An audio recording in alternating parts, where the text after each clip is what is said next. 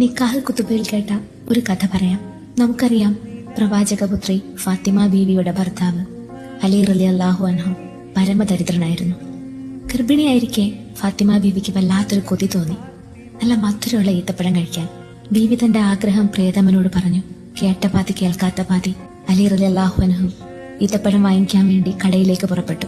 അവിടെ ചെന്നപ്പോ തന്റെ കയ്യിലുള്ള പണം മതിയാവില്ലെന്ന് മനസ്സിലാക്കി തന്റെ അരപ്പട്ട അവിടെ പണയം വെച്ച് ബീവിക്കുള്ള ഈത്തപ്പഴവുമായിട്ട് വീട്ടിലേക്ക് മടങ്ങുകയാണ്.